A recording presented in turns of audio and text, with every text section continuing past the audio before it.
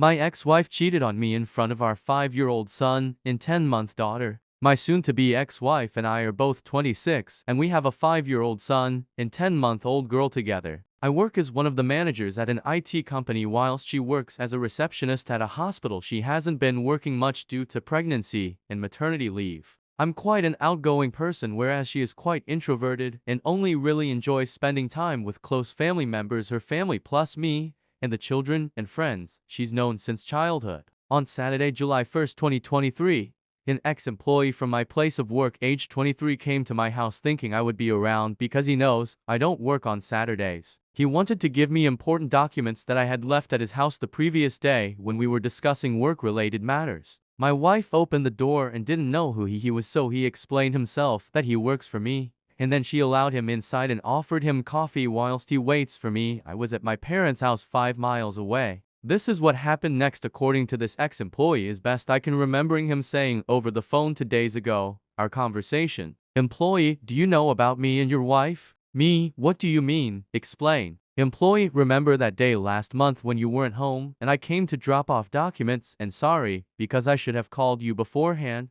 Me: yes, so what? Employee: after your wife invited me in and offered to make coffee, we began to talk and quickly bonded over literature. She was very friendly, and I know what I'm about to tell you was very wrong of me to do, but we started kissing, and your son, who came into the living room at that moment, then asked who I was, and she told him not to worry, that he should just go watch TV. We then went upstairs and, slept together. Me: are you joking? Because if you're just trying to cause trouble, don't. Employee: no, it's not a lie. I just thought I would tell you because that little boy saw his mother with someone else, and years down the line, if you ever did find out, I wouldn't want you to think that I scared a little boy without caring. Remember that your wife is the married one, not me. I didn't force her. Me: I don't believe you at all. Employee: that is why I resigned 7th July, because I didn't know whether you knew or not and would rather resign than have a sacking on my record. Me: I'll ask her, and if true, I'll deal with you appropriately. Employee: okay, but like I said, I didn't force her, not did I do anything illegal. You won't hear from me again, sorry. I was livid with anger and hurt at the same time. This is an employee who only started working for me in May, and I'm certain she never even knew he existed up until that day.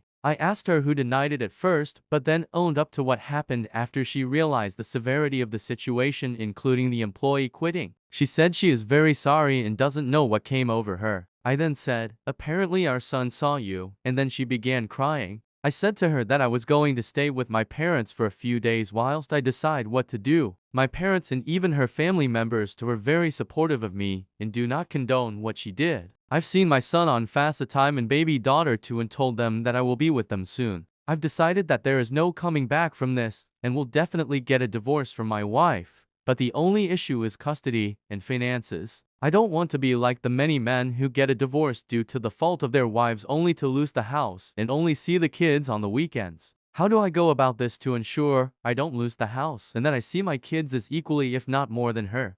My confession couldn't have gone any worse. So to recap, I'm 38, female, had an affair with my coworker, 40 for male, after having a dead bedroom with my husband, 42 male. This had been going on for about 4 years. Felt like roommates. No affection, rarely sex, and it was just about him getting off. I cried, begged for him to come to counseling, and tried fixing it any way I could. He brushed it off. Then I started an affair that's been going on throughout this year. No, I'm not excusing what I've done, just giving context to the road traveled. So I decided to tell my husband. I accepted the fact that my marriage won't improve and that I just have false hope. And it would be best to let him know what I've done and accept that divorce is most likely the next step. I wrote 2 letters, one that would be very detailed and one that would skim over details. I planned on letting him choose which one he wanted as suggested by others. This didn't go as planned at all. I told him I needed to talk to him, that it was important. He said okay in a minute. He was tinkering with his motorcycle. Didn't want to push because I was really nervous. But when he was done,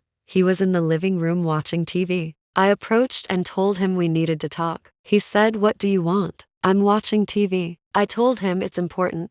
He said, can it wait? I walked off. An hour goes by and I go downstairs and he's gone. I call him and ask where he was. He said he went to his friend's house. I said, why would you just leave when I said we needed to talk? He said, geez, relax. We can talk later. I hung up and started packing. I've been brushed off so many times during our marriage and I'm done with it. Called my best friend, who knew everything and had even tried talking to him for me a few times about the neglect I felt. She said if I needed to, I could move in with her. So that was now the plan. Husband gets back while I'm still packing and asks what I'm doing. I said, leaving. He said, what the hell is your problem? This is when I lost it. Again, not saying this is okay, but this shows the amount of anger and resentment that I have. I didn't realize just how much resentment I had built up. I don't yell, but I began yelling at the top of my voice. I'm fking done. I'm done being your fking roommate. I'm done begging you to show affection. I'm done begging to talk to you. I'm done trying to fix things by myself.